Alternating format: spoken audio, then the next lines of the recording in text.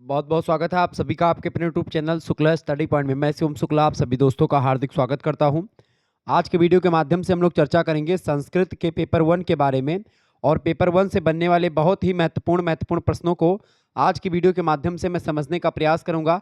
प्रश्न और उत्तर आपको दिखाई पड़ेंगे स्क्रीन पर। आपको बता दूं कि आप लोगों के लगातार कमेंट आ रहे थे कि सर जी संस्कृत का मॉडल पेपर और संस्कृत का महासंग्राम वीडियो दीजिए। तो मॉडल पेपर महासंग्राम वीडियो सब कुछ यही है। अगर आपकी परीक्षा ऑब्जेक्टिव होती तो आपके लिए भी और लिखित होती तो आपके लिए भी, ठीक है। तो ऑब्जेक्टिव लिखित सभी के लिए लेक्चर बहुत ही महत्वपूर्ण है। बीए 6 सेमेस्टर संस्कृत साहित्य का पेपर नंबर 1, जिसमें आपको आधुनिक संस्कृत साहित्य पढ़ना है, ठीक है। पेपर 2 देखें, पेपर 2 अलग अलग विश्वविद्यालयों में अलग अलग आपको पढ़ना पड़ता है। तो पेपर 2 में आयुर्वेदा और स्वास्थ्य विज्ञान का जो महासंग्राम रिवीजन क्लास होगी वो भी 1-2 दिनों में आपको मैं प्रोवाइड करवा दूंगा, ठीक है। तो परेशान नहीं होइएगा उसके लिए। बाकी जो है आपका और भी जो मतलब कि कई विश्वविद्यालय में अलग अलग है, तो बिल्कुल चिंता करने की ज़रूरत नहीं है। मैं प्रयास करूंगा कि आपके लिए व्यवस्था किसी तरीके से जो है आयुर्वेद और स्वास्थ्य विज्ञान वाला जो पोर्शन है उसको मैं कंप्लीट करवा दूंगा आपका, ठीक है। महासंग्राम रिवीजन क्लास में प्रोवाइड करवाऊंगा। चले, प्रश्न बहुत ही महत्वपूर्ण है, ये बात आप ध्यान रखेंगे। आइए देखते, तो अति लघुत्तरीय, लघुत्तरीय, दीर्घोत्तरीय सभी के लिए बहुत महत्वपूर्ण होगा लेक्चर, और बहुविकल्पीय प्रश्नोत्तर वही बहुत सही तरीके से आप यहाँ पर तैयार कर पाएंगे। पहला प्रश्न आपके स्क्रीन पर आ चुका है, सभी लोग देखेंगे। पहला प्रश्न आपके स्क्रीन पर आ चुका है, राजेंद्र मिश्र का जन्म कब और कहां पर हुआ था। तो ये ऑब्जेक्टिव में भी प्रश्न यही बन सकता है कि राजेंद्र मिश्र का जन्म कब हुआ था। तो आप बताएंगे 1943 में इनका जन्म हुआ था। कहां पर हुआ था पूछेगा तो उत्तर प्रदेश में हुआ था। उत्तर प्रदेश में एक जिला पड़ता है जौनपुर। जौनपुर जिला जो है सुल्तानपुर के और वाराणसी के बीच में आपका जो जिला पड़ता है ये जौनपुर पड़ता है, ठीक है। जौनपुर जिला में एक गांव है द्रोणीपुर, उसी द्रोणीपुर गांव में राजेंद्र मिश्र जी का जन्म हुआ था। राजेंद्र मिश्र की अगर बात की जाए तो जो है अभिराज समकालीन संस्कृत काव्य के उन प्रतिनिधि रचनाकारों में से एक हैं ये, जिन्होंने न केवल परंपरागत विधाओं तथा छंदों में काव्य रचना की है, बल्कि संस्कृत काव्य को लोक जीवन से इन्होंने जोड़ने का काम किया है। क्षेत्रीय गीत शैली में संस्कृत भाषा का माधुर्य घोला है इन्होंने। आपको बता दूं कि उर्दू की प्रमुख शैली गज़ल से संस्कृत भाषा के कोमल भावों की ललित पद रचना को संबंधित किया इन्होंने, ठीक है। तो यानी बहुत महत्वपूर्ण काम किया। संस्कृत भाषा में डॉक्टर राजेंद्र मिश्र ने गज़ल लिखी, सोहर लिखा, कजली लिखी, ठीक है। ऐसी तमाम प्रकार की जो लोक शैलियाँ हैं उनमें रचना की संस्कृत में, और सहज और सरल तरीके से करी ताकि लोगों को समझ में आ जाए। तो ये अपनी मौलिकता के लिए, मतलब कि मौलिकता के लिए एक प्रकार से महत्वपूर्ण है, मौलिकता के लिए जाने जाते हैं। संस्कृत के अतिरिक्त आप देखेंगे राजेंद्र मिश्रा जी का नाम भोजपुरी और हिंदी में भी एक प्रकार से बड़े गौरव के साथ लिया जाता है। थाईलैंड की थाई भाषा में संस्कृत साहित्य का इतिहास तथा अन्य ग्रंथों की रचना थाई भाषा में भी इन्होंने करी। प्रसाद गुण, माधुर्य गुण, वैदर्भी रीति, इन सभी में सरस और सरल साहित्य में व्याकरण लिखने का एक प्रकार से इनमें अद्भुत कौशल था। तो बड़े विद्वान आदमी थे राजेंद्र मिश्रा जी, ये बात आप ध्यान रखेंगे। इनका जन्म अगर बात की तो विक्रम संवत के पौष मास के शुक्ल पक्ष की पंचमी को इनका जन्म हुआ था, ठीक है। ये बात आप ध्यान रखें। बाल्यावस्था में ही इनके पिताजी का स्वर्गवास हो जाता है और इसके कारण से बाल्यकाल इनका संघर्षमय होता है, ठीक है। चर्चा हम करेंगे इनके बारे में। तो ये हैं राजेंद्र मिश्र जी। दूसरा प्रश्न आपके स्क्रीन पर आ चुका है, राजेंद्र मिश्र की रचनाओं का संक्षिप्त उल्लेख कीजिए। राजेंद्र मिश्र जी की रचनाओं की अगर बात की जाए तो राजेंद्र मिश्र जी का कथा संग्रह की अगर बात करें तो इच्छुगंधा इनका एक कथा संग्रह है जिसमें कई सारी कथाएं हैं। इसके अलावा जानकी जीवनम और वामना अवतारम, वामना अवतारम भगवान विष्णु के एक अवतार वामन से रिलेटेड है। जानकी जीवनम, वामना अवतारम इनके द्वारा रचित महाकाव्य हैं ये दो। तो दो महाकाव्य इन्होंने लिखे, जानकी जीवनम और वामना अवतारम, ठीक है। और एक कथा संग्रह इनका है जिसमें इनकी सारी कथाएं हैं, इच्छुगंधा नाम से प्रकाशित है वो। इसके अलावा आर्यान योक्ति शतकम, नौ अष्टक मालिका, पराम्बा शतकम और अभिराज सप्तशती, इसके अलावा जो है नव्य भारत शतकम और शताब्दी काव्यम, ये सब इनके लघु काव्य हैं, ठीक है। तो लघु काव्य, महाकाव्य और कथा संग्रह इनके बड़े फेमस हुए हैं। तो ये हैं आपके पंडित अभिराज यानी डॉक्टर राजेंद्र मिश्र जी। अभिराज इनकी उपनाम है, अभिराज इनकी उपाधि है, ये बात आप ध्यान रखेंगे, ठीक है। तो अभिराज किसकी उपाधि है? इनकी राजेंद्र मिश्र जी की उपाधि है, ये बात आप ध्यान रखेंगे। इनके श्रेष्ठ काव्यों में जो है खास करके चुगंधा जो कथा संग्रह बड़ा फेमस है। 1986 में साहित्य अकादमी पुरस्कार भी मिला है। तो आपसे प्रश्न ऑब्जेक्टिव में बन सकता है कि जो है इनको क्या नाम है, क्या नाम है, पंडित अभिराज को एक प्रकार से किस रचना पर इनको साहित्य अकादमी पुरस्कार मिला? तो 1986 में मिला, इच्छुगंधा कथा संग्रह पर मिला। ठीक है, लगभग 20 कृतियां अप्रकाशित रही इनकी। तो ये बड़े विद्वान आदमी रहे हैं। तो ये बात ध्यान रखिएगा, परीक्षा की दृष्टि से आपका बहुत ही महत्वपूर्ण है लेक्चर ये। ठीक है, तो ये सब आप ध्यान रखिएगा। तो मैंने आपके लिए बहुत ही मेहनत करी है इस वीडियो में, तो आप सभी लोग इस चैनल को सब्सक्राइब कर लीजिएगा। अगला प्रश्न, राजेंद्र मिश्र के महाकाव्य जानकी जीवनम का संक्षिप्त परिचय दीजिए। जानकी जीवनम जो एक प्रकार से इनका एक महाकाव्य है जानकी जीवनम, और एक महाकाव्य आपका इनका और कौन है, इनका है वामन अवतारम। ठीक है, ये बात आप ध्यान रखेंगे। तो उसी के बारे में आपसे पूछा जा रहा है। आपको बता दूं कि ये डॉक्टर राजेंद्र मिश्र की अगर बात की तो इन्होंने नवगीत परंपरा भी, नवगीत संग्रह भी इनके हैं। नवगीत संग्रहों में इनके खास करके आप देखेंगे बागो धूटी हो गया, 1978 में प्रकाशित हुआ। मृदिका 1985 में, श्रुत्यांभरा 1988 में, मधुपर्णी 2000 ईस्वी में, कौमारम यानी शिशु गीत तानी है 2001 में, मत्वावारणी गजल संग्रह है 2002 में, इसके अलावा चरचरी काव्य संग्रह 2004 में। तो इस तरीके से वंदे स्वदेशम और वाग्य धूटी काव्यम का 9वां गीत है। तो इस तरीके से राष्ट्र गौरव और देशभक्ति की भावना इनमें आपको देखने को मिलेगी। राजेंद्र मिश्र बहुत ही विद्वान आदमी है। मैं आपको बताऊं कि इनके प्रतिभा की अगर बात करें तो बहुत ज़बरदस्त प्रतिभा संपन्न रहे, चौमुखी प्रतिभा संपन्न व्यक्ति हैं। राजेंद्र मिश्र का जानकी जीवनम महाकाव्य 21 सर्गों में बटा हुआ है। कवि ने अपनी इस रचना को माँ वैदेही, वैदेही माने माता सीता की ही अंतः प्रेरणा से प्रणीत किया है, प्रणीत माना है। इसमें भगवती सीता के जन्म से लेकर के उनके पुनः धरती माँ की गोद में समा जाने की कथा वर्णित है।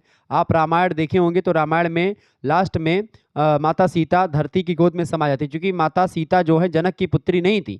माता सीता का पालन पोषण जनक के यहाँ हुआ था, लेकिन माता सीता जो है वो धरती पुत्री हैं। ठीक है, धरती से उनका जो है जन्म हुआ था। ठीक है, इसीलिए आप देखते हैं जब भगवान राम जी के चरणों में हनुमान जी आकर के जो है आकर के गिर जाते हैं कि चरण परे प्रेमा कुल त्राहि त्राहि भगवंत। ठीक है, जब सुंदरकांड में आप देखेंगे तो जब हनुमान जी लेटे रहते हैं भगवान श्री राम के चरणों में, जब सीता माता की खोज लगा करके आते हैं तो कहते हैं कि जो है क्या हुआ, तो भगवान जो है राम जी को अपना पिता स्वरूप देखते थे। ये माता जानकी मिल गई थी। अब जब राम जी इनको कह रहे हैं बार बार प्रभु चाहे उठावा, प्रेम मगन ते ही उठब न भावा, तो हनुमान जी लेटे हैं, उठ नहीं रहे हैं। क्यों नहीं उठ रहे थे? चूंकि भगवान राम ने पूछा कि भई हनुमान जी, मतलब हनुमान भाई क्यों नहीं उठ रहे हो आप? तो हनुमान जी ने कहा प्रभु आप हमको पिता तुल्य मिल गए, माता जानकी हमको माता तुल्य मिल गई, और उसके बाद में अब तो मैं अपनी नानी की गोद में जो है लेटा हुआ हूँ, तो मैं कैसे उठूंगा? मतलब थोड़ा सा एक प्रकार से, चूंकि नानी कौन थी उनकी? माता जो है धरती, धरती माता की पुत्री है माता सीता जी। ठीक है, तो धरती से ही उत्पन्न हुई और धरती में ही समा गई, ये बात आप ध्यान रखेंगे। तो जब से उत्पन्न हुई है तब से लेकर के और जब तक समा गई तब तक पूरा का पूरा 21 सर्गों में जानकी जीवनम महाकाव्य जो है बटा हुआ है। राजेंद्र मिश्र जी ने इसको लिखा है। ठीक है, आगे देखते हैं। चौथा नंबर प्रश्न आपकी स्क्रीन पर आ चुका है। रेवा प्रसाद द्विवेदी का जन्म कब और कहाँ पर हुआ था? रेवा प्रसाद द्विवेदी जी के बारे में बताऊं तो इनका एक महाकाव्य है सीता चरित, जिसको आप उत्तर सीता चरित भी कहते हैं। ठीक है, 10 सर्गों में बटा हुआ है, बड़ा फेमस है, इसी के लिए फेमस है रेवा प्रसाद द्विवेदी जी। ये बात आप ध्यान रखेंगे। रेवा प्रसाद द्विवेदी जी की अगर बात की जाए तो प्रथमता में ये मतलब कि प्रथमता इनका एक प्रकार से रचना है जिसमें 9 कविताएं संकलित हैं। ठीक है, रेवा प्रसाद द्विवेदी जी का गीत काव्य भी है, एक है रेवा भद्र पीठम। ठीक है, ये सब ध्यान रखिएगा, परीक्षा में प्रश्न आपसे बन सकता है। ओके, तो रेवा प्रसाद द्विवेदी जी का जन्म हुआ था 1935 ईस्वी में, मध्य प्रदेश में जो भोपाल पड़ता है वहीं भोपाल में इनका जन्म हुआ था, मध्य प्रदेश के भोपाल में 1935 ईस्वी में। पंडित रेवा प्रसाद द्विवेदी के कृतित्व का संक्षिप्त परिचय दीजिए। कृतित्व माने रचनाओं का। तो रेवा प्रसाद द्विवेदी जी ने 2 महाकाव्यों की रचना करी है। इनके पहला है आपका सीता चरितम, जिसको उत्तर सीता चरितम भी कहा जाता है, और दूसरा है स्वतंत्र संभवम। इसकी रचना, इन 2 महाकाव्यों की रचना करी इन्होंने। रेवा भद्र पीठम का मतलब रेवा भद्र पीठ काव्यम की रचना भी इन्होंने करी। इसके अलावा शतपत्रम एवं प्रथमा यूथिका मतलब प्रथमा नामक लघु काव्यों की रचना करी। प्रथमा में इनकी 9 कविताएं संकलित है, मैंने आपको बताया था। ठीक है, तो ये हैं भैया रेवा प्रसाद द्विवेदी जी, ये भी बड़े विद्वान आदमी थे। इन्होंने एक प्रकार से आपको बताऊं, शेक्सपियर के जो रोमियो जूलियट शेक्सपियर का एक प्रकार से रचना है, उस पर आधारित यूथिका नामक टीका भी लिखी इन्होंने, मतलब नाटिका लिखी। ठीक है, यूथिका नामक नाटिका लिखी, रोमियो जूलियट की प्रेम कथा पर आधारित है। तो ये रेवा प्रसाद द्विवेदी जी की रचनाएं हैं कुछ, जो मैंने आपको बताई।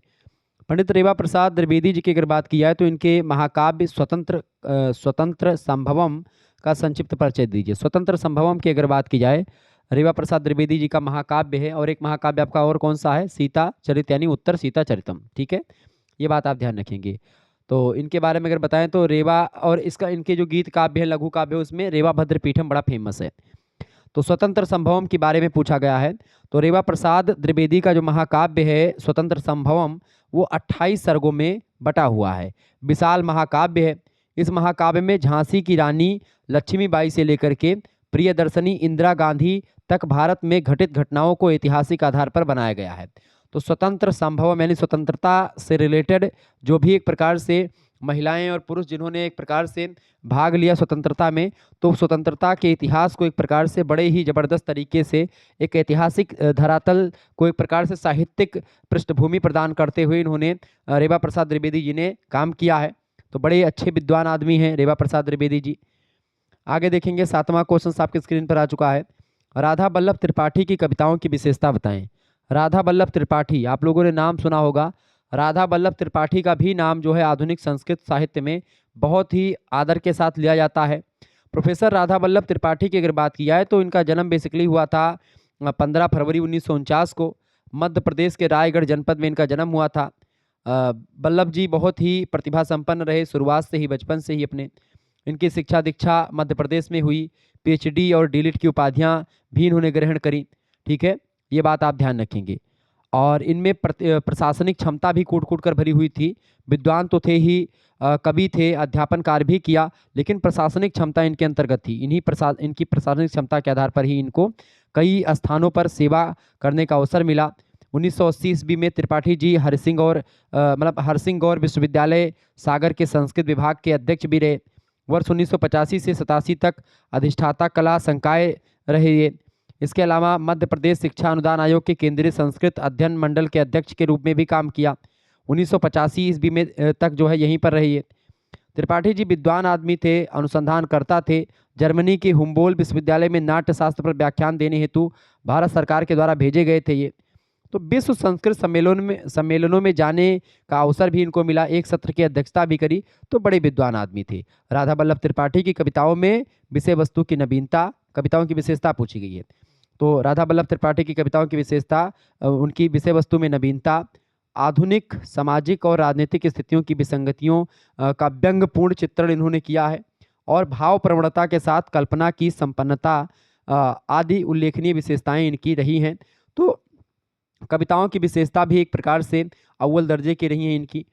8वां क्वेश्चन आप देखेंगे, बच्चू लाल अवस्थी का जन्म कब और कहाँ पर हुआ था। बच्चू लाल अवस्थी ये भी एक प्रकार से विद्वान आदमी हैं। और आपको बता दूँ, आधुनिक साहित्य में इनका नाम जो है आदर के साथ बच्चू लाल का लिया जाता है, बच्चू लाल अवस्थी जी का। बच्चू लाल अवस्थी की अगर बात की जाए तो इनका जन्म हुआ था 1918 में। ठीक है, 1918 में कहाँ पर इनका जन्म हुआ था भैया? 1918 में उत्तर प्रदेश में एक जिला पड़ता है लखीमपुर खीरी। लखीमपुर खीरी जो है वहीं पर इनका जन्म हुआ था। तो किसका जन्म हुआ था भैया? इनका जन्म हुआ था बच्चू लाल अवस्थी जी का। ओके, ध्यान रखिएगा। संस्कृत के जो है विद्वानों में से इनका भी नाम जो है अग्रगण्य है। बच्चू लाल अवस्थी जी का जन्म कहाँ पर हुआ था? 1918 ईस्वी में हुआ था। उत्तर प्रदेश के लखीमपुर खीरी जिले में हुआ था। अगला क्वेश्चन आप देखेंगे, 9वां नंबर प्रश्न आपकी स्क्रीन पर आ चुका है। प्रश्न है, बच्चू लाल अवस्थी की रचनाओं का संक्षिप्त उल्लेख कीजिए। तो बच्चू लाल अवस्थी ने 40 खंडों में भारतीय दर्शन शास्त्र बृहत कोश की रचना करी है। इन्होंने 100 से अधिक मुक्तक लिखा है, लघु काव्य लिखा, गजलें तमाम सारी लिखी इन्होंने। ठीक है, और एक दंत वृत्तम, इसके अलावा 10 अनुशासकीय मतलब कि 10 इसके अलावा हृदय परिवर्तनम, ये तमाम प्रकार की कविताएं इनकी जो रही हैं बड़ी फेमस रही हैं बच्चू लाल अवस्थी जी की। बच्चू लाल अवस्थी की कविता की विशेषताओं का संक्षिप्त विवेचन कीजिए। बच्चू लाल अवस्थी की रचनाएं जो है अन्योक्ति परक रचनाएं हैं। अपने ढंग की अद्वितीय कृतियाँ इन्होंने करी है। मतलब इनके जैसा, मतलब इन्होंने अलग थलग कुछ किया है। इनमें कथा विधान की मौलिकता, कल्पना, व्यंग का पैनापन और आज के समाज की जो स्थितियां हैं उस पर गंभीर चुटकी दर्शनीय है। मतलब कि इन्होंने व्यंग किया है आधुनिक सत्ता पर, आधुनिक चीज़ों पर, आधुनिक कुरीतियों पर, सब पर व्यंग किया है। इनकी कविताएं, कविता में जो शैली है उसमें विविधता आपको देखने को मिलेगी। तो शैली की वैविध्य की परिधि भी सुविस्तीर्ण है। मतलब कई प्रकार की शैलियों का प्रयोग करते हैं आप। कौन? बच्चू लाल अवस्थी जी। अब बात करते हैं प्रोफेसर जगन्नाथ पाठक की। प्रश्न अगला आपकी स्क्रीन पर आ चुका है। प्रोफेसर जगन्नाथ पाठक का जन्म कब और कहाँ पर हुआ था? प्रोफेसर जगन्नाथ पाठक की अगर बात की जाए तो बड़े अच्छे कवि माने जाते हैं। बिहार प्रदेश के सुप्रसिद्ध नगर सासाराम में, जिसको अब सहसराम बोला जाता है, उसमें इनका जन्म हुआ था 2 फरवरी की डेट को 1934 में इनका जन्म होता है प्रोफेसर जगन्नाथ पाठक का। ठीक है, ये बात आप ध्यान रखेंगे। प्रोफेसर जगन्नाथ पाठक की अगर बात की जाए तो बड़े विद्वान आदमी रहे हैं, शुरुआत से ही प्रखर बुद्धि के रहे हैं, मेधावी रहे हैं, कल्पनाशील रहे हैं। और इन्होंने वाराणसी आकर के काशी हिंदू विश्वविद्यालय से आचार्य की उपाधि उत्कीर्ण मतलब की प्राप्त करी। आपको बता दूं, जम्मू संस्कृत विद्यापीठ और गंगानाथ झा संस्कृत विद्यापीठ इलाहाबाद में प्राचार्य के पद पर आसीन रहे और आज भी सेवानिवृत्त होकर के संस्कृत साहित्य की श्रीवृद्धि कर रहे हैं आप प्रोफेसर जगन्नाथ पाठक जी। ठीक है, ये बात आप ध्यान रखेंगे। 12 नंबर प्रश्न है, प्रोफेसर जगन्नाथ पाठक की 2 प्रसिद्ध रचनाओं का नाम उल्लेख कीजिए। प्रोफेसर जगन्नाथ पाठक की रचनाओं की अगर बात की तो इनका पहला काव्य संग्रह जो है उसका नाम है जो है कपिसायनी। कपिसायनी की अगर बात की जाए तो इनका पहला काव्य संग्रह कपिसायनी 1980 में इसका प्रकाशन हुआ है। ठीक है, और जो इनका दूसरा काव्य संग्रह है वो आपका है जो है मृद्दिका। मृद्दिका नामक जो ये काव्य है इनका है मुक्तक काव्य है। 1983 में मुक्त इसका जो है प्रकाशन हुआ। ठीक है, मृद्दिका पाश्चात्य मधुशालावाद से प्रभावित संस्कृत मुक्तक काव्य है इनका। ठीक है, इसके बाद में पिपासा नामक संस्कृत गजल गीतों का संग्रह भी इन्होंने लिखा जो 1987 में प्रकाशित हुआ। उसके बाद में 1992 में प्रकाशित इनकी एक रचना है बिच्छ बित्ता मतलब कि बिच्छ बित्तायनी। ठीक है, 2000 संस्कृत मुक्तकों का संग्रह है बिच्छ बित्तायनी।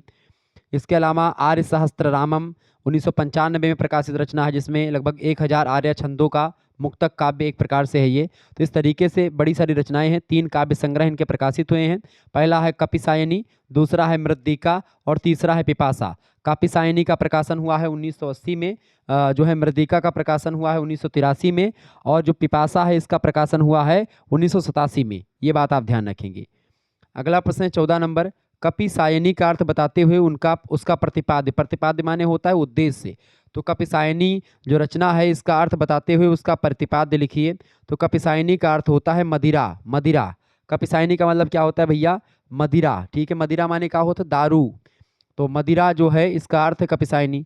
कपिसायनी जीवन के संपूर्ण दुख, द्वंद्व, उल्लास, आशा और सौंदर्य को भारतीय जीवन दर्शन के संदर्भ में व्यक्त करती है। ठीक है, तो जीवन का जो दुख है, द्वंद्व है, उल्लास है, आशा है, सौंदर्य है, उसको भारतीय जीवन दर्शन के रूप में व्यक्त करती है ये रचना कपिसायनी। कपिसायनी एक महाकाव्य है, सॉरी एक जो है इनकी जो है कविता संग्रह है किसका? कपिसायनी 1980 में प्रकाशित हुआ है प्रोफेसर जगन्नाथ पाठक का। पाठक जी उर्दू और फारसी के भी बड़े अच्छे विद्वान हैं। अनेक उर्दू फारसी की कविताएं इनकी जो तो मतलब कि उर्दू और फारसी कविताओं का इन्होंने अनुवाद किया है संस्कृत में। ठीक है, और अनेक सुप्रतिष्ठित बहुचर्चित मुक्तक काव्यों को प्रकाशित करवाया आपने।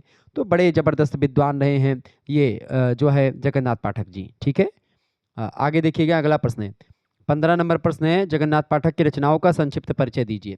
पंडित जगन्नाथ पाठक की अगर बात की जाए तो जगन्नाथ पाठक की पहली रचना है कपिसायनी 1980 में प्रकाशित हुई, जिस पर उन्हें साहित्य अकादमी पुरस्कार भी प्राप्त हुआ है। तो ऑब्जेक्टिव में प्रश्न आपसे पूछेगा कि पंडित जगन्नाथ की किस रचना पर जो है उनको साहित्य अकादमी पुरस्कार प्राप्त हुआ है, तो आप बताएंगे कपिसायनी पर प्राप्त हुआ है। इसके बाद उनके मृद्दिका और पिपासा नामक गीत काव्य प्रकाशित हुए हैं। कपिसायनी एवं मृद्दिका प्रायः वियोगिनी छंद में जो है लिखा गया है, वियोगिनी छंद का प्रयोग किया गया है, तो ये बात भी ध्यान रखेंगे। बिच्छति वातायनी उनकी मुक्तक काव्य कृति हैं। तो ये बिच्छति वित्ता मतलब बिच्छति वातायनी, बिच्छति वातायनी जो है ये 2000 संस्कृत मुक्तकों का संग्रह है। 1992 में प्रकाशित हुआ है वित्त बिच्छतायनी। ठीक है, 1992 में। और इसके अलावा इनका जो है और एक रचना है जो है आर्या सहस्त्ररामम 1995 में प्रकाशित हुआ है। आर्या छंदों का मुक्तक काव्य है, 1000 छंद हैं आर्या के इसमें। 15 नंबर प्रश्न है, जगन्नाथ पाठक की रचना वातायनी, बिच्छति वातायनी का संक्षिप्त परिचय दीजिए। बिच्छति वातायनी की अगर बात की जाए तो बिच्छति वातायनी जो है जगन्नाथ पाठक की मुक्तक रचना है। 6 भागों में बटी हुई है ये बिच्छति वातायनी। 2000 संस्कृत मुक्तकों का संग्रह है, जिसके नाम बिच्छति वित्तायनी यानी श्री कृष्ण भावना शतकम यानी किस्सा राधा भावम, रामत्व शतकम, कविता शतकम, स्त्री शतकम और सौंदर्य कारिका, ये 6 भाग इसके हैं। कौन कौन से? श्री कृष्ण भावना शतकम, इसके अलावा दूसरा है रामत्व शतकम, तीसरा है कविता शतकम, चौथा है स्त्री शतकम और ये अगला है आपका सौंदर्य कारिका। ये संपूर्ण रचना आर्या छंद में लिखी गई है, ये बात आप ध्यान रखेंगे। आगे देखिएगा, अगला प्रश्न है 16 नंबर, जगन्नाथ पाठक के काव्य रचना की विशेषताओं का संक्षिप्त उल्लेख कीजिए। पंडित जगन्नाथ या प्रोफेसर जगन्नाथ पाठक जी की बात की जाए तो इनके काल में सौंदर्य बोध और रागात्मकता के साथ साथ बिंब विधान, बिंब माने होता है एकदम से प्रतिबिंब, जैसे कोई बात बोल रहे हैं, अगर इनकी कविता पढ़ेंगे तो आपको समक्ष वो चीज़ें दिखाई पड़ेंगी। बिंब विधान में नवीनता और भारतीय जीवन दृष्टि की अभिव्यक्ति आपको मिलेगी। सामाजिक यथार्थ को भी इन्होंने जो है कहीं कहीं चित्रित किया है। इन्होंने सर्वाधिक रचनाएं आर्या छंद में और वियोगिनी छंद, 2 छंदों का प्रयोग इन्होंने ज़्यादा लिखा है। आर्या छंदों का तो एक इन्होंने काव्य संग्रह मतलब कि एक कविता संग्रह ही लिख डाला, मुक्तक संग्रह आर्या सहस्त्र रामम, 1000 आर्या छंदों का ये रचना है, 1995 में प्रकाशित हुई। आगे देखेंगे, अगला प्रश्न आपकी स्क्रीन पर आ चुका है, फटाफट से आप देखेंगे। वीडियो को लाइक कर दीजिएगा, चैनल पर अगर नए हैं तो सब्सक्राइब जरूर कर दीजिएगा। 17 नंबर प्रश्न है, इच्छाराम द्विवेदी की रचनाओं का संक्षिप्त उल्लेख कीजिए।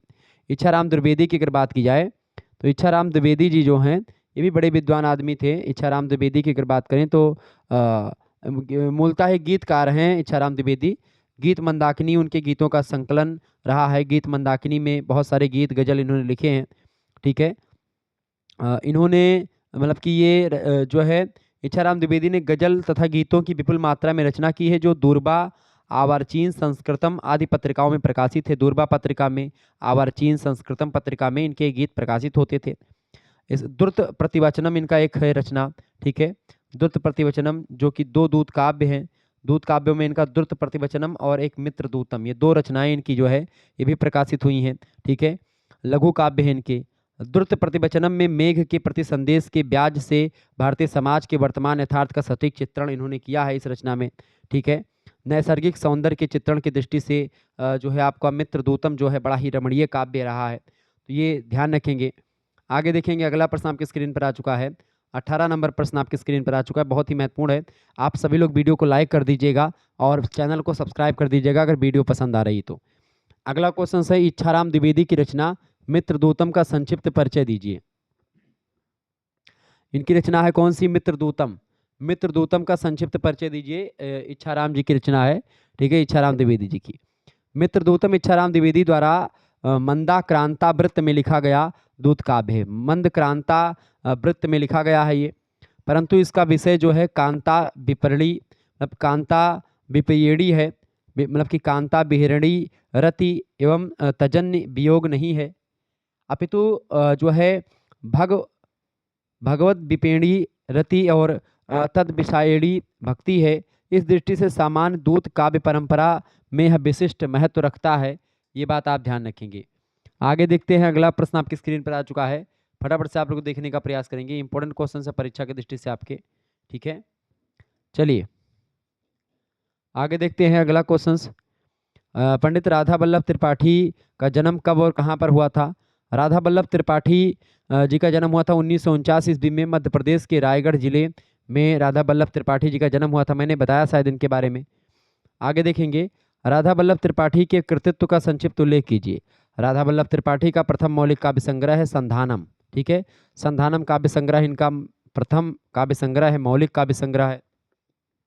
इसके अलावा लहरी दशकम इनका लघु काव्य है, जो 10 लहरी काव्यों का संकलन है। 10 लहरी काव्यों का संकलन है इनका लहरी दशकम, जिनके नाम हैं वसंत लहरी पहला, दूसरा है निदाघ लहरी, तीसरा है प्राविंग लहरी, चौथा है धरित्री दर्शन लहरी और पांचवा है जनता लहरी, छठवा है रोटिका लहरी और आपका सातवां है नर्मदा लहरी, आठवां है मृत्तिका लहरी, नौवां है आद्यापि लहरी, ठीक है, अद्यापि लहरी और अगला है आपका प्रस्थान लहरी, ठीक है, 10वां। तो इस तरीके से 10 लहरी काव्यों का संकलन है लहरी दशकम, ये इनका लघु काव्य है, ये बात आप ध्यान रखेंगे। राधा वल्लभ त्रिपाठी जी ने कई सारे मुक्तक कविताओं के अतिरिक्त इन्होंने नाटक भी लिखा है। इनके नाटक का नाम है प्रेम पियूसम। तो प्रेम पियूसम नाटक के लेखक कौन है? पंडित राधा वल्लभ त्रिपाठी, प्रोफेसर राधा वल्लभ त्रिपाठी जी हैं, ये बात आप ध्यान रखेंगे। परीक्षा में ये सब प्रश्न ऑब्जेक्टिव में आपसे बन सकते हैं, तो ऑब्जेक्टिव टाइप की परीक्षाओं के लिए भी ये लेक्चर बहुत महत्वपूर्ण है और लिखित टाइप के लिए तो है ही। चलें, अगला प्रश्न आपकी स्क्रीन पर आ चुका है। 21 नंबर प्रश्न है, श्रीधर भास्कर वर्णेकर का जन्म कब और कहाँ पर हुआ था? बताएं। श्रीधर भास्कर वर्णेकर जो है, इनकी एक रचना है वात्सल्य रसायनम, ये बड़ी फेमस रचना है इनकी। वात्सल्य रसायनम का दूसरा नाम है श्री कृष्ण बाल लीला शतकम, ठीक है, ये बात आप ध्यान रखेंगे। इसमें इनकी रचना वात्सल्य रसायनम में श्री कृष्ण की बाल लीलाओं का चित्रण करने वाले 104 पद्यों का संकलन करके ये जो है भास्कर वर्णेकर ने श्री कृष्ण भक्ति का अभिव्यंजना करी है। भक्ति रस को पूर्ण जो है पोषण वात्सल्य रस द्वारा ही प्राप्त आप देखेंगे मिलेगी। तो कहीं ना कहीं पे श्रीधर भास्कर वर्णेकर जो है ये बड़े विद्वान आदमी रहे हैं। इनकी अगर बात की जाए तो जो है नागपुर में इनका जन्म हुआ, ठीक है, नागपुर महाराष्ट्र में इनका जन्म होता है 1918 में। आपको बता दूं जो है भास्कर वर्णेकर के बारे में, तो नागपुर विश्वविद्यालय से ही संस्कृत विभाग के प्राध्यापक हुए ये बाद में चल करके, और इसके अलावा इनके उसके बाद में अध्यक्ष भी बन जाते हैं वहाँ पर संस्कृत विश्वविद्यालय में नागपुर के। और इन्होंने संस्कृत के अनेक जो है विधाओं में लेखन काम किया। आर्वाचीन संस्कृत साहित्य नाम से मराठी में शोध प्रबंध भी लिखा और संस्कृत भव्यतम पत्रिका का संपादन भी किया इन्होंने। इन्हें कांचीपीठ के शंकराचार्य ने प्रज्ञा भारती की उपाधि से विभूषित किया था श्रीधर भास्कर मतलब कि वर्णेकर को। इनके साहित्य का संग्रह है प्रज्ञा भारतीयम नाम से समग्र रूप से प्रकाशित हुआ है। इन्हें रामकृष्ण डालमिया श्री वाणी सम्मान भी मिला। तो बड़े विद्वान आदमी थे श्रीधर भास्कर वर्णेकर, ठीक है। 22 नंबर प्रश्न है, श्रीधर भास्कर वर्णेकर के कृतित्व का संक्षिप्त उल्लेख की। कृतित्व माने रचनाएं। तो श्रीधर भास्कर वर्णेकर ने संस्कृत की अनेक विधाओं में लेखन के साथ ही आर्वाचीन संस्कृत साहित्य नाम से मराठी में शोध प्रबंध भी लिखा। संस्कृत भव्यतम नामक पत्रिका का प्रकाशन भी किया।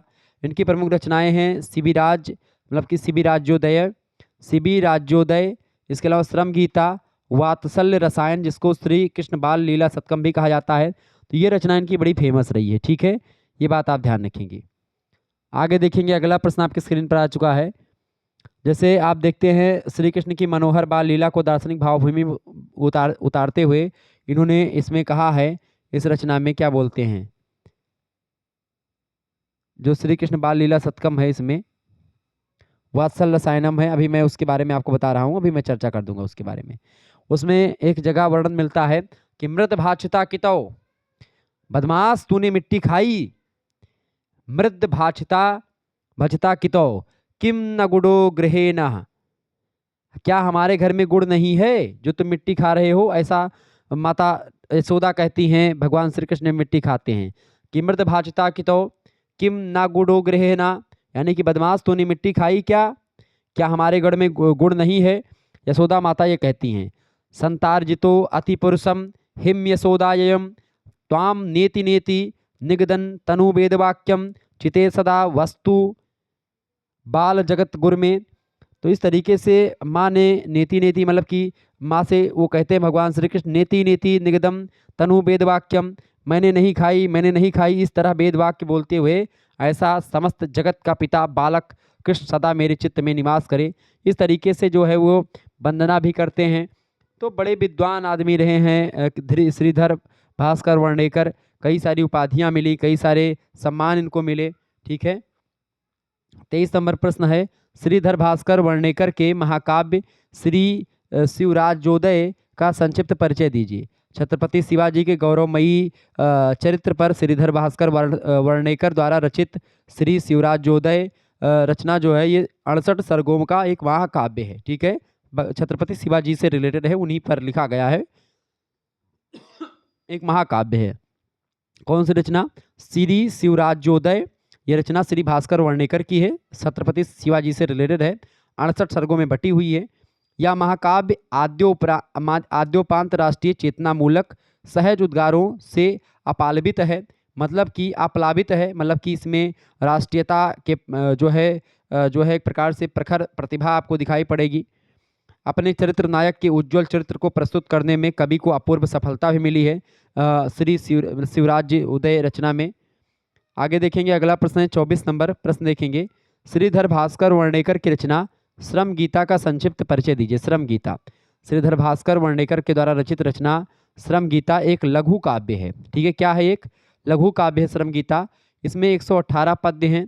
इसमें गांधी जी ने श्रम का महत्व समझाया है, वही वर्णित है। आगे देखेंगे 25 नंबर क्वेश्चन आपके स्क्रीन पर आ चुका है। वात्सल्य रसायन का संक्षिप्त परिचय दीजिए। वात्सल्य रसायन लघु काव्य के रचनाकार, ये एक लघु काव्य है वात्सल्य रसायनम, जिसको श्री बालकृष्ण लीला शतकम भी कहा जाता है। श्रीधर भास्कर वर्णेकर इसके रचनाकार हैं। इसका दूसरा नाम श्री कृष्ण बाल लीला शतकम है।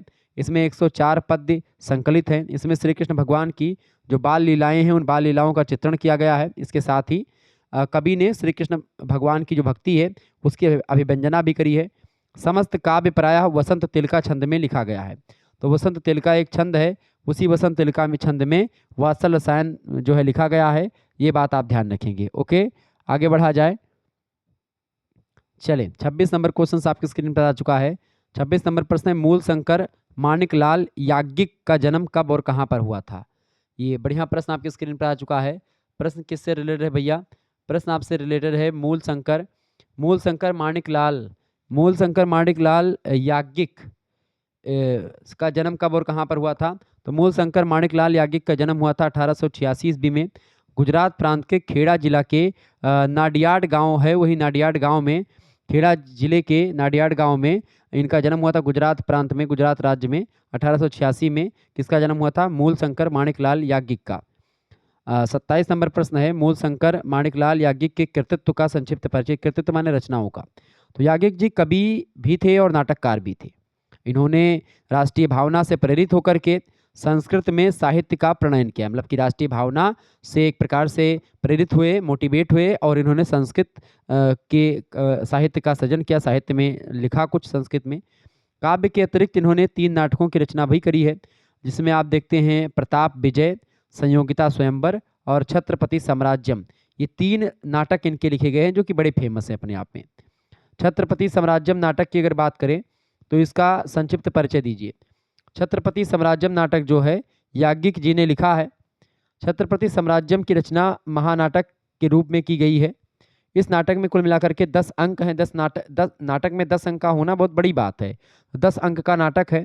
इसमें महाराष्ट्र राज्य के संस्थापक, इतिहास प्रसिद्ध शिरोमणि वीर शिवाजी के चरित्र की उज्जवल गाथा गाई गई है। इसमें शिवाजी के जीवन के उत्कर्ष के वर्षों की घटनाएं आपको दिखाई पड़ेंगी नाटक में, जिनमें हिंदू राज्य की स्थापना का महान संकल्प मूर्तिमान होता है। तो छत्रपति साम्राज्यम नाटक इस जो है धरातल पर आपका है। आगे देखेंगे, अगला प्रश्न आपके स्क्रीन पर आ चुका है। 29 नंबर क्वेश्चन है, छत्रपति साम्राज्यम नाटक की मुख्य संधि आरंभ नामक अवस्था और बीज अर्थ प्रकृति का आभास कहाँ से मिलता है? तो छत्रपति साम्राज्यम नाटक की मुख्य संधि आरंभ नामक अवस्था बीज अर्थ प्रकृति का आभास कहाँ से मिलता है? तो छत्रपति साम्राज्यम नाटक के प्रथम अंक की इस पंक्ति खास करके, इस भूमि को धर्मच्युत उन्माद शासकों के अत्याचार से मुक्त करने के लिए स्वतंत्र साम्राज्य स्थापना के अतिरिक्त अन्य कोई भी श्रेष्ठकर मार्ग नहीं है, यहाँ से मिलती है। इस नाटक से मतलब कि यहाँ से नाटक की मुख्य संधि आरंभ नामक अवस्था और बीज अर्थ प्रकृति का आभास मिलता है, जो यहाँ पर पंक्तियाँ डबल इन्वर्टेड कामा में लिखी हुई हैं। ठीक है, आगे देखेंगे 30 नंबर क्वेश्चन आपके स्क्रीन पर आ चुका है। प्रश्न है, छत्रपति साम्राज्यम नाटक का प्रमुख प्रयोजन क्या था? मतलब क्यों लिखा गया था, क्या उद्देश्य था? छत्रपति साम्राज्यम नाटक का प्रमुख प्रयोजन था स्वराज संस्थापना करना, यानी स्वतंत्र साम्राज्य स्थापना करना। अगला प्रश्न 31 नंबर, छत्रपति साम्राज्यम नाटक में प्रयुक्त नाट्य रचना के तत्वों का संक्षिप्त उल्लेख कीजिए। छत्रपति साम्राज्यम नाटक में नाट्य रचना के प्रमुख तत्वों जैसे कि कथा वस्तु, अवस्था, अर्थ प्रकृति आदि का प्रयोग और निर्वाह सफलतापूर्वक कवि ने किया है। पूरे नाटक में आप देखेंगे नाट्य रचना के अन्य तत्व जैसे कि जो है विस्कंभक, प्रवेशक, पताका, प्रकरी, इन सभी का भी सफल प्रयोग नाटक में हुआ। यानी नाटकीय दृष्टिकोण से अगर देखें तो बिल्कुल जबरदस्त नाटक है छत्रपति साम्राज्यम। आकाश और जो है अंकावतार का प्रयोग भी इसमें किया गया है। यानी नाटक की दृष्टिकोण या नाटकीय शैली में देखें तो बड़ा जबरदस्त नाटक है। छत्रपति साम्राज्यम नाटक के साहित्यिक सौष्ठव की संक्षिप्त विवेचना करें। तो छत्रपति साम्राज्यम नाटक जो है वैदर्भी रीति और भारतीय वृत्ति में लिखा गया है। नाटक की भाषा जो है प्रांजल पारिष्कृत संस्कृत भाषा है। रस अभिव्यक्ति और अलंकारों का प्रयोग सहजता से हुआ है। नाटक के प्रत्येक अंक में आए गीत प्रकृति चित्रण संबंधी स्थल और वीर रस की अभिव्यक्तिपूर्ण छंदों का काव्य तत्व उल्लेखनीय है। तो ये है छत्रपति साम्राज्यम नाटक की साहित्यिक सौष्ठव। आगे देखेंगे, अगला प्रश्न आपकी स्क्रीन पर आ चुका है। 33 नंबर क्वेश्चन आपकी स्क्रीन पर आ चुका है भाई। फटाफट से आप लोग देखने का प्रयास करेंगे। इंपॉर्टेंट क्वेश्चन है परीक्षा की दृष्टि से आपके देखेंगे। पंडित मोहनलाल शर्मा या पांडे, बताएं मोहनलाल शर्मा पांडे का जन्म कब और कहां पर हुआ था? पांडे इनका उपनाम है, ये बात आप ध्यान रखेंगे। पांडे और शर्मा बेसिकली दोनों ब्राह्मण के टाइटल हैं, ठीक है। तो मोहनलाल शर्मा पांडे की अगर बात की जाए तो इनके बारे में जो है प्रश्न पूछा गया कि इनका जन्म कब और कहां पर हुआ था। तो ये भी बड़े जबरदस्त विद्वान हैं। इन्होंने गुण अलंकार रीति इन सभी का वर्णन जो है बड़ा जबरदस्त किया है, अलग तरीके से किया है, ठीक है। ये रसकपुर उपन्यास में जहाँ एक और उर्दू फारसी की नज़ाकत, झाड़ फनूस, पीकदान आदि शब्दों के लिए व्याकरण सम्मत सर्जना से नवीन शब्दों की परिकल्पना करते हैं। वहीं पद्मिनी में आप देखते हैं पद्मिनी रचना इन्हीं की है। प्रौढ़ी की प्रतीति है। पद्मिनी उपन्यास के मंगलाचरण में सांकेतिक तथा उसमें होने वाली जो हृदयवर्जक रस अभिव्यंजना है उसके संदर्भ में पंडित जगन्नाथ एक प्रकार से बड़ी जबरदस्त जो है लिखते हैं।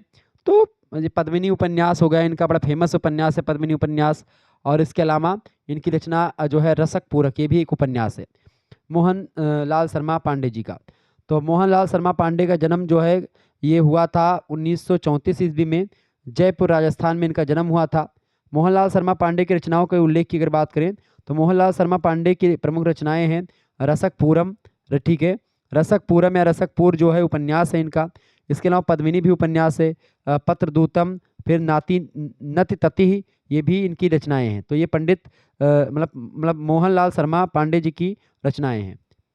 अगला प्रश्न है 35 नंबर, रसक पूरम की कथा वस्तु का संक्षिप्त विवरण प्रस्तुत कीजिए। रसक पूरम की बात की जा रही है, फटाफट से आप बताएंगे। रसक पूरम की कथा वस्तु का संक्षिप्त विवरण प्रस्तुत कीजिए। रसक पूरम अनुदित ऐतिहासिक संस्कृत गद्य काव्य उपन्यास है। रसकपुर या रसकपुरम के नाम से विख्यात नृत्यांगना जिसने जयपुर के राजा जगत सिंह की प्रेयसी बनकर के रानियों में प्रमुख स्थान प्राप्त किया वो थी एक प्रकार से जो है रसकपुर, ठीक है। तो रसकपुर नाम मतलब कि रसकपुर के नाम से विख्यात थी नृत्यांगना जिसने जयपुर के राजा थे जगत सिंह उनकी प्रेमिका बनी और प्रेमिका बनकर के रानियों में प्रमुख स्थान ग्रहण किया। इतिहास प्रसिद्ध नूरजहां के शासन मतलब कि नूरजहां के समान शासन की बागडोर संभाली। अंत में षड्यंत्र का शिकार हो जाने से उसे आजीवन कारावास की सजा भी दी गई। तो इस तरीके से ये रसकपुर में इसी का वर्णन किया गया है, ठीक है। ये बात आप ध्यान रखेंगे। क्लियर? मोहनलाल शर्मा की जो उपन्यास हैं उसमें उपन्यास एक बड़ा फेमस है पद्मिनी। पद्मिनी उपन्यास जो है ऐतिहासिक उपन्यास है, वो भी ध्यान रखिएगा, वो भी वहाँ से भी प्रश्न आपकी परीक्षा में पूछे जाएंगे, ठीक है। तो आप देखें मुगल वंश के पूर्व जब खिलजी वंश होता है उस दौरान नारी के प्रति सम्मोहन दृष्टि का आकांक्षित स्वरूप की अभिव्यक्ति का कुशल चित्रण किया गया है पद्मिनी में। रानी पद्मिनी का अप्रतिम सौंदर्य विश्व सम्मोहन का रूप रहा, बहुत सुंदर थी रानी पद्मिनी। तो अलाउद्दीन खिलजी आप देखते हैं उस समय, तो इसी सब कहानी से रिलेटेड है। आगे देखेंगे अगला प्रश्न 36 नंबर क्वेश्चन आप देखिएगा। 36 नंबर क्वेश्चन आपके स्क्रीन पर आ चुका है, फटाफट से आप देखने का प्रयास करेंगे। मोस्ट इंपोर्टेंट प्रश्न है, पत्रदूतम खंड काव्य की कथा वस्तु का संक्षिप्त उल्लेख कीजिए। पत्रदूतम खंड काव्य की कथा वस्तु। पत्रदूतम खंड काव्य दूत काव्य परंपरा में एक और कड़ी है। पत्रदूतम की अगर बात करें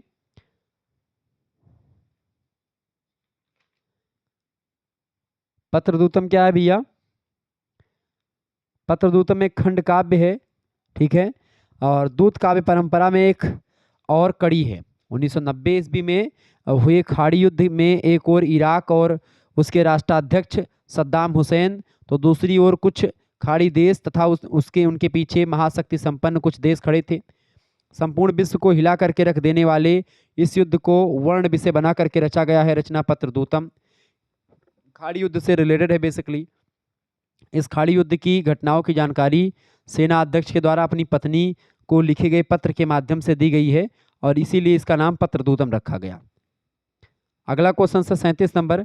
मुक्तक चित्र काव्य नति नति की विषय वस्तु का संक्षिप्त वर्णन कीजिए। मुक्तक काव्य नति नति के बारे में आपसे पूछा जा रहा है, फटाफट से आप लोग बताने का प्रयास करेंगे। पत्रदूतम किसकी रचना है? मोहनलाल शर्मा पांडे की रचना है। और मुक्तक चित्र काव्य नति नति ये भी इन्हीं की रचना है, पांडे जी की। ठीक है, मोहनलाल शर्मा पांडे। तो स्रोत साहित्य के में एक सुंदर कड़ी जोड़ने वाले नति परख मुक्त संग्रह नति नति की यह विशेषता है कि इसका प्रत्येक पद्य नागरी वर्णमाला के एक एक वर्ण को नायक बना करके लिखा गया है, नति नति, और उस पद्य का प्रत्येक शब्द उस वर्ण से ही प्रारंभ होता है। आपको बता दूं, जो देवनागरी लिपि है उस लिपि के प्रत्येक अक्षर को लेकर के इसमें लिखा गया है। इस प्रकार एक पद्य एक ही अक्षर में पूरा गुंफित होता है। एक अक्षर चित्रम कहा जाता है इसको। यह काव्य इस दृष्टि से चित्र काव्य भी है, स्तोत्र काव्य भी है और मुक्तक काव्य भी है। विविध आराध्यों के प्रति प्रणाम मतलब की प्रणति समर्पित करने से इसका नति नति नाम सार्थक होता है। और आप देखेंगे देवनागरी लिपि के प्रत्येक अक्षर का प्रयोग उस पर एक प्रकार से पद लिखा गया है, प्रत्येक अक्षर को लेकर के। अगला प्रश्न है 38 नंबर। प्रोफेसर श्रीनिवास रथ का जन्म, प्रोफेसर श्रीनिवास रथ का जन्म जो है ये कब हुआ था? प्रोफेसर श्रीनिवास रथ के पिताजी का नाम था पंडित जगन्नाथ शास्त्री और इनकी जन्म तिथि की अगर बात किया तो कार्तिक महीने में पैदा हुए थे। कार्तिक महीने की पूर्णिमा को संवत 1990 में इनका जन्म हुआ था। अगर इसको सन में देखेंगे तो 1 नवंबर 1933 को इनका जन्म हुआ था। पुरी में इनका जन्म हुआ था। पुरी पड़ता है उड़ीसा में, तो पुरी उड़ीसा में इनका जन्म हुआ था प्रोफेसर श्रीनिवास का। ठीक है। शिक्षा मूलतः अपने पिता स्वर्गीय पंडित जगन्नाथ शास्त्री से व्याकरण और साहित्य का जो है गुरुमुख से अध्ययन किया। इसके अलावा आधुनिक औपचारिक शिक्षा जो है अपने पिताजी से प्राप्त करी। मुरैना, सहारनपुर, ग्वालियर औपचारिक शिक्षा के साथ साथ पारंपरिक संस्कृत अध्ययन क्रम में तत्कालीन क्वींस कॉलेज और परिवर्ती राजकीय संस्कृत महाविद्यालय वाराणसी से प्रथम श्रेणी, मध्यमा व्याकरण शास्त्री साहित्य प्रथम श्रेणी, आचार्य साहित्य प्रथम श्रेणी, अध्यापन व्याख्याता संस्कृत 1955 और 57 में सागर विश्वविद्यालय सागर मध्य प्रदेश में व्याख्याता रहे।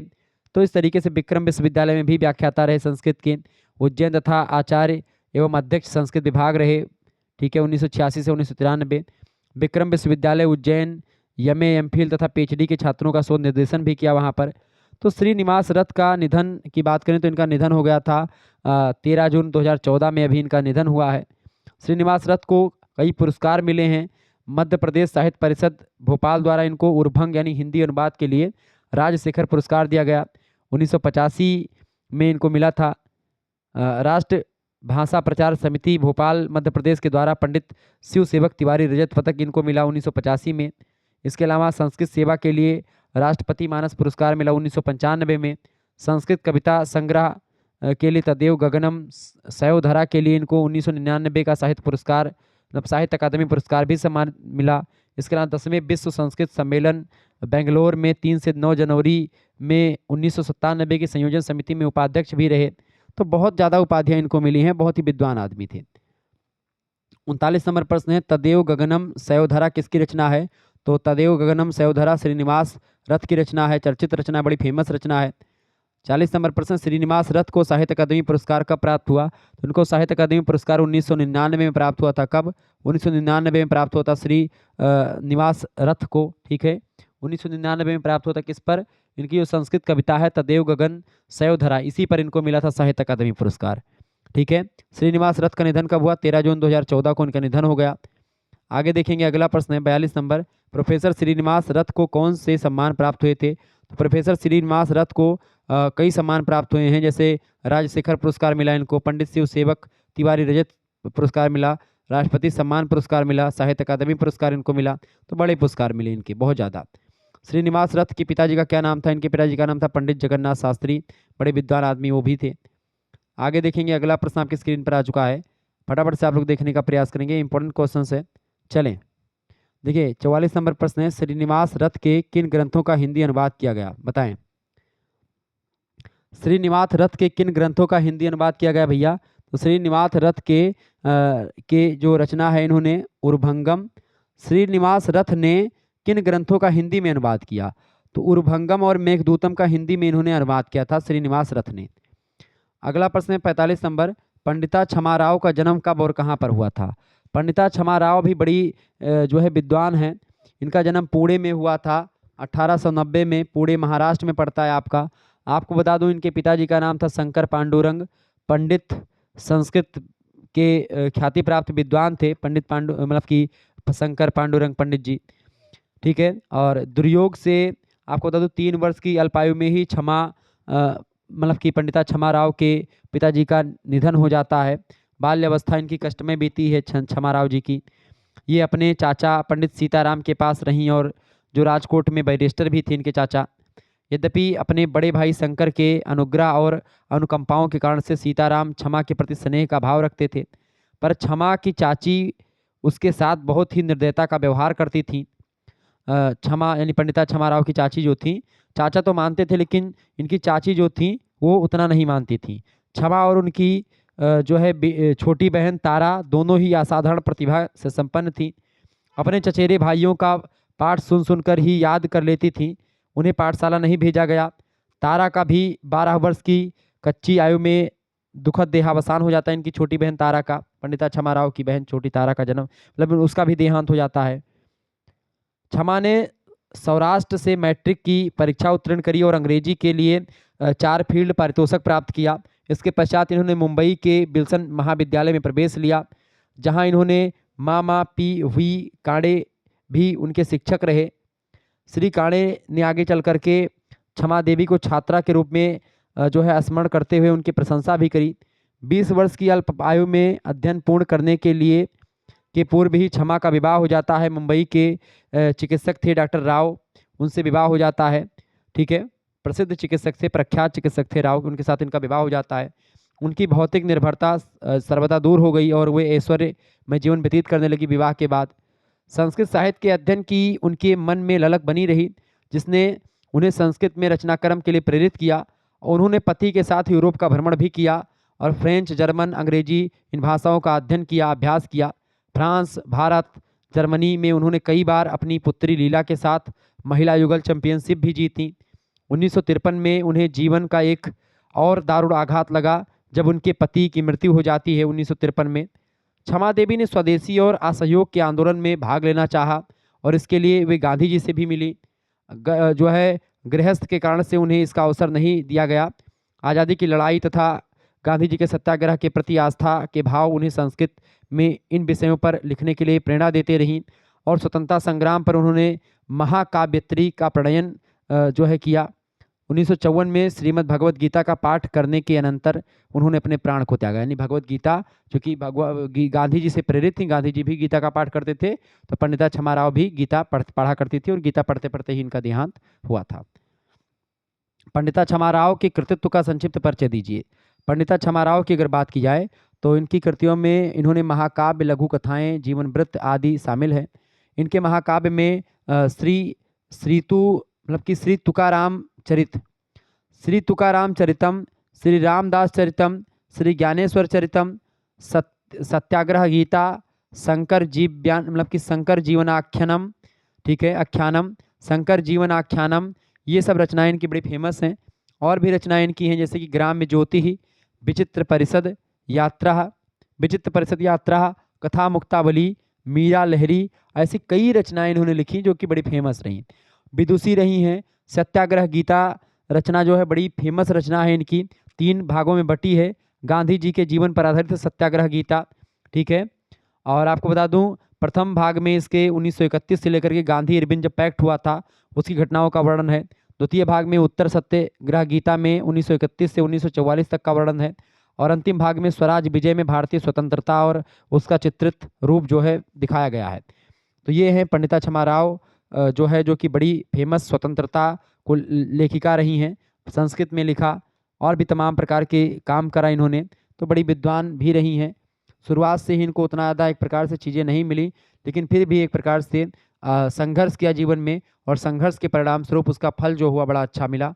ठीक है। हालांकि दुख जीवन में इनके आते रहे समय समय पर, देखिए 47 नंबर प्रश्न है, क्षमाराव की भाषा शैली संक्षिप्त विवेचना करें उनकी भाषा शैली की। क्षमाराव जी की बात करें तो इनकी भाषा शैली में सरलता, प्रसाद और प्रांजलता के साथ उत्कृष्ट काव्य सौंदर्य का समावेश है। विषयों की नवीनता और अनुभूति की गहराई के कारण से उनकी कविता में एक दुर्लभ प्रत्यग्रहता है। उनके दृष्टिकोण की आधुनिकता तथा व्यक्तित्व की गरिमा उनकी सभी रचनाओं में प्रतिबिंबित होती है। यानी एक प्रकार से इनकी शैली भी बड़ी उच्च कोटि की है। 48 नंबर प्रश्न है, क्षमाराव, पंडिता क्षमाराव की बात मैं कर रहा हूँ, पंडिता क्षमाराव, ठीक है, ये बात आप ध्यान रखेंगे। पंडिता क्षमाराव की रचना है श्री तुकाराम चरितम। तुकाराम चरितम का संक्षिप्त परिचय दीजिए। तो तुकाराम चरितम की अगर बात करें तो श्री तुकाराम चरितम क्षमाराव का रचित 9 सर्गों का महाकाव्य है। 9 सर्गों में बटा हुआ एक महाकाव्य है श्री तुकाराम चरितम, ठीक है। इस महाकाव्य में महाराष्ट्र के प्रसिद्ध संत जो थे तुकाराम, उनके जीवन की जो विविध घटनाएं हैं, कई प्रकार की घटनाएं हैं, उन्हीं घटनाओं का वर्णन जो है पंडिता क्षमाराव ने श्री तुकाराम चरितम में किया है, संत तुकाराम के जीवन का, जो कि महाराष्ट्र के एक प्रसिद्ध संत हैं। 49 नंबर प्रश्न है, पंडिता क्षमाराव द्वारा रचित श्री रामदास चरितम का संक्षिप्त परिचय दीजिए। श्री रामदास चरितम पंडिता क्षमाराव के द्वारा लिखित एक रचना है जो कि 13 सर्गों में बटा है। ये भी एक महाकाव्य है, 13 सर्गों में बटा महाकाव्य है। यह महाकाव्य छत्रपति शिवाजी के जो गुरु थे रामदास जी, शिवाजी के गुरु हैं रामदास जी, और उन्हीं पर आधारित है रचना, ठीक है, उनके जीवन पर आधारित है। इस रचना में भारत के अनेक पवित्र स्थानों का वर्णन भी पंडिता क्षमाराव ने किया है, यानी बड़ी अच्छी लेखिका हैं ये। अगला प्रश्न है 50 नंबर, श्री ज्ञानेश्वर चरितम का संक्षिप्त परिचय दीजिए। श्री ज्ञानेश्वर चरितम की अगर बात करें तो श्री ज्ञानेश्वर चरितम पंडिता क्षमाराव की ही रचना है। ये रचना एक महाकाव्य है, 8 सर्गों में बटी हुई है। 13वीं शताब्दी के प्रसिद्ध संत थे ज्ञानेश्वर, उन्हीं ज्ञानेश्वर के जीवन पर आधारित है ये महाकाव्य, ये बात आप ध्यान रखिए। ज्ञानेश्वर के जीवन पर आधारित है ज्ञानेश्वर चरितम, ठीक है। रामदास के जीवन पर आधारित है रामेश्वर, मतलब कि रामदास चरितम, ठीक है। 51 नंबर क्वेश्चन आप देखेंगे। 51 नंबर प्रश्न आपके स्क्रीन पर आ चुका है, वासुदेव द्विवेदी शास्त्री का जन्म कब और कहां पर हुआ था, बताएं। प्रश्न बहुत ही अच्छा प्रश्न है ये, बताएं। वासुदेव शास्त्री जी के बारे में अगर बताऊं तो आचार्य की उपाधि भी इन्होंने ली। आचार्य वासुदेव द्विवेदी शास्त्री संस्कृत के विस्तृत विद्वान माने जाते हैं। आपने आजीवन प्रचार में देश के कोने कोने में संस्कृत की प्रचार करी, संस्कृत के जो है यात्राएं करी संस्कृत के प्रचार को लेकर के। इनका जन्म हुआ था 1914 ईस्वी में, उत्तर प्रदेश के देवरिया जिला जो पड़ता है उत्तर प्रदेश में, उसी देवरिया जिले में इनका जन्म हुआ था। देवरिया जिले में एक पड़ता है भवानी छापर, भवानी छापर नामक गांव है, उसी गांव में इनका जन्म हुआ था। देवरिया जिले में उत्तर प्रदेश में पड़ता है। 1914 में इनका जन्म हुआ। आपको बता दूं कि जो है इनके पूर्वज संस्कृत के प्रकांड विद्वान थे। संस्कृत भाषा इनको विरासत में मिली थी, ऐसा कहें तो उचित होगा। जब ये काशी आते हैं तो उन दिनों स्वतंत्रता संग्राम अपने जोरों पर था। इन्होंने एक सच्चे देशभक्त के समान आज़ादी की लड़ाई में भागीदारी भी निभाई। देश के स्वतंत्रता या स्वतंत्र होते ही इन्होंने वाराणसी में स्वतंत्रता दिवस के दिन ही सार्वभौम संस्कृत प्रचार कार्यालय की स्थापना की, जो बाद में सार्वभौम संस्कृत प्रचार संस्थानम के नाम से विख्यात हुआ। संस्कृत और संस्कृति की रक्षा के लिए आदरणीय द्विवेदी जी ने निरंतर प्रयत्न किया। वासुदेव द्विवेदी शास्त्री ये एक प्रकार से स्वतंत्रता में बहुत बढ़ चढ़ करके भाग लिए। 70 से अधिक मौलिक और संपादित कृतियों का प्रणयन भी किया। सुर भारती संदेश, दीपमालिका और भी जो है अद्यापि, ऐसे तमाम प्रकार की इनकी रचनाएं जो हैं बड़ी ही फेमस हैं। 26 मई 2004 ईस्वी में काशी में जो है आपने शिव साजुज जी को प्राप्त किया, मतलब कि इनका देहांत हुआ। तो बड़े विद्वान आदमी थे वासुदेव द्विवेदी जी, ठीक है।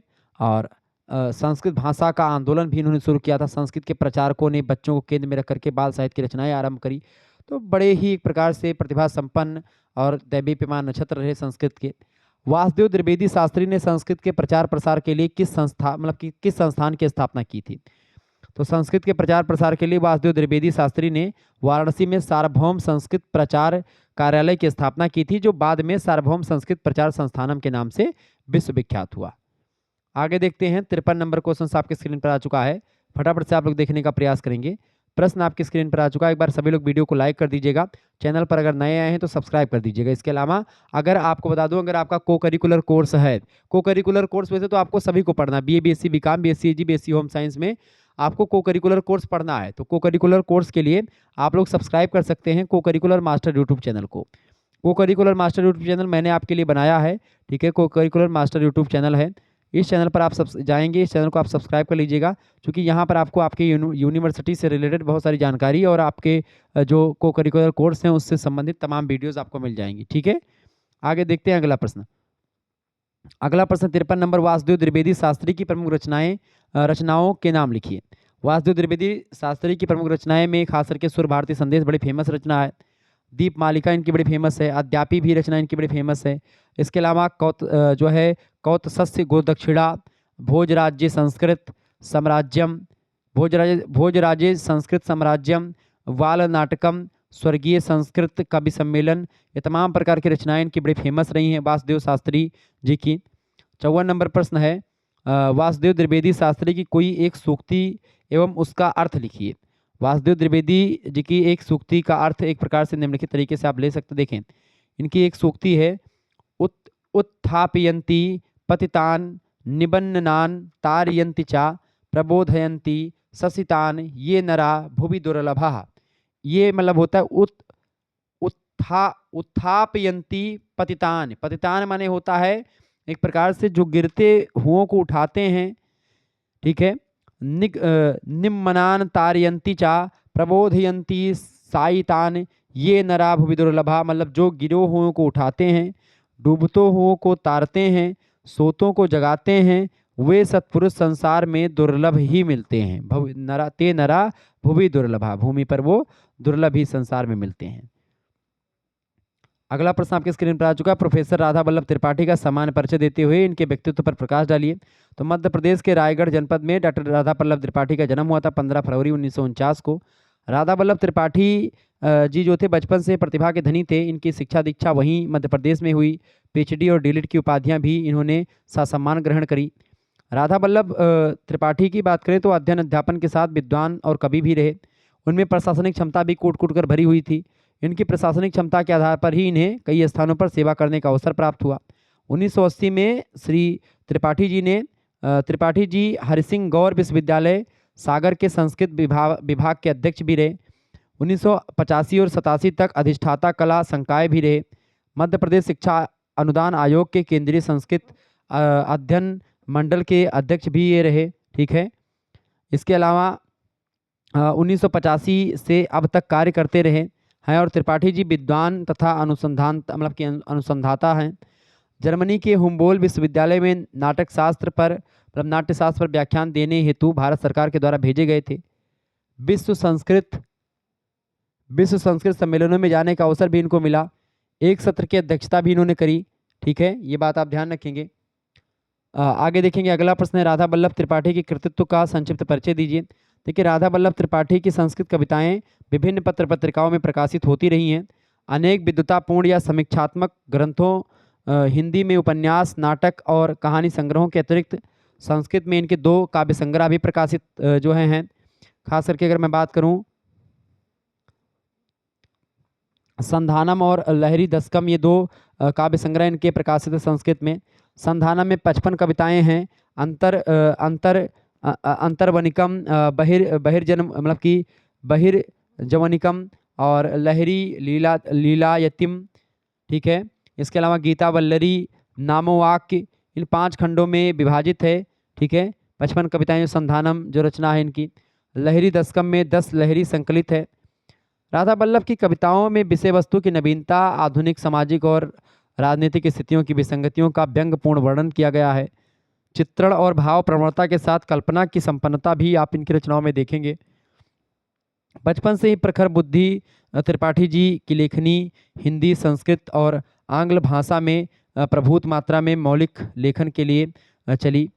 आधुनिक संस्कृत वाङ्मय को समृद्ध बनाने में जो है राधा वल्लभ त्रिपाठी का बड़ा योगदान रहा, सराहनीय योगदान रहा। आद्यावधि आपके द्वारा विरचित, यानी एक रचना है आद्यावधि, लगभग 70 पुस्तकें, 115 शोध पत्र और लगभग 100 विविध लेख हैं इनके। संस्कृत रचनाओं में प्रेम पियोसम नाटक 1971 में प्रकाशित हुआ इनका।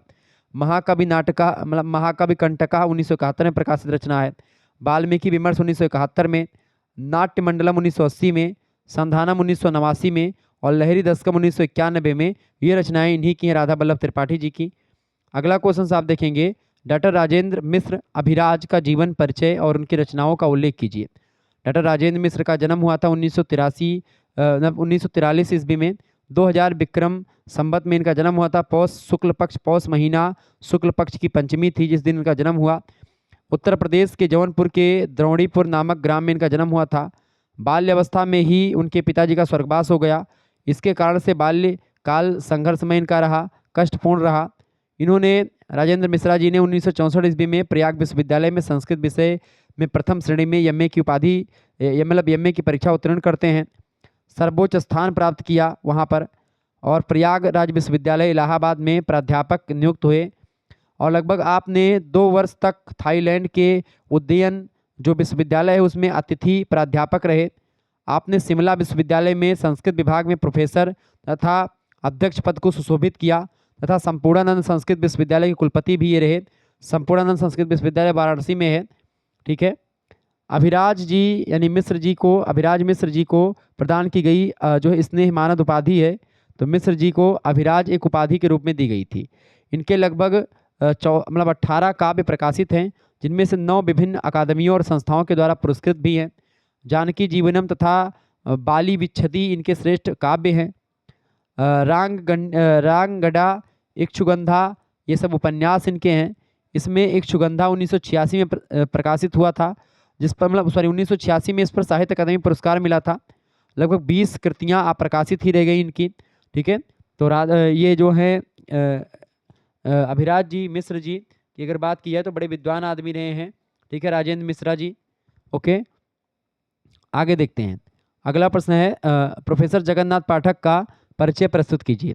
प्रोफेसर जगन्नाथ पाठक की अगर बात की जाए तो कविवर जगन्नाथ पाठक का जन्म बिहार प्रदेश के सुप्रसिद्ध नगर सासाराम यानी जिसको सहसराम भी कहते हैं उसमें हुआ था 2 फरवरी 1934 ईस्वी को। इनकी प्रारंभिक शिक्षा गृहनगर में ही हुई। बचपन से प्रखर बुद्धि के थे, मेधावी थे, कल्पनाशील थे, और इस कवि ने वाराणसी आकर के काशी हिंदू विश्वविद्यालय यानी BHU से आचार्य आदि की परीक्षाएं भी उत्तीर्ण करी। जम्मू विश्वविद्यालय विद्यापीठ और गंगानाथ झा संस्कृत विद्यापीठ इलाहाबाद में जो है वहाँ पर प्रचार के पद पर भी काम किया। आज भी सेवानिवृत्त होकर के संस्कृत साहित्य की श्रीवृद्धि कर रहे हैं, ठीक है। तो इस तरीके से प्रोफेसर जगन्नाथ पाठक के बारे में मैंने आपको बताया। तो ये आधुनिक जो एक प्रकार से आपका संस्कृत साहित्य था, आधुनिक संस्कृत साहित्य से बनने वाले बहुत ही महत्वपूर्ण प्रश्नों को मैंने आपको बता दिया है, जो कि आपकी परीक्षा के लिए बहुत ही महत्वपूर्ण थे, ठीक है। तो आप इस वीडियो को आप लोग अंत तक देखें, मतलब देखा है अगर आपने तो वीडियो को लाइक कर दीजिए, चैनल को सब्सक्राइब कर दीजिएगा। इसी प्रकार से आप अगर देखना चाहते हैं दूसरा पेपर यानी कि आयुर्वेदा और स्वास्थ्य विज्ञान, आयुर्वेदा और स्वास्थ्य विज्ञान का भी एक प्रकार से महासंग्राम वीडियो में दे दूंगा, ठीक है। आयुर्वेदा और एक प्रकार से स्वास्थ्य विज्ञान का वीडियो मैं जल्द ही दे दूंगा आपको, 1-2 दिनों में उसका भी वीडियो आ जाएगा, तो उसके लिए आप तैयार रहिएगा, ठीक है। धन्यवाद, मिलते हैं फिर नेक्स्ट वीडियो में, तब तक के लिए जय हिंद, जय भारत। आप सभी का बहुत बहुत धन्यवाद हमारे से जुड़ने के लिए। इसी प्रकार से अपना प्यार हमेशा बनाए रखेंगे। वीडियो को लाइक और चैनल को सब्सक्राइब कर दीजिएगा अगर अभी तक सब्सक्राइब नहीं किया है तो। महासंग्राम रिवीजन क्लास है 2024 और 25 की परीक्षाओं के लिए यह लेक्चर बहुत ही महत्वपूर्ण है आधुनिक संस्कृत साहित्य का, ठीक है। धन्यवाद, बहुत बहुत धन्यवाद आप सभी का।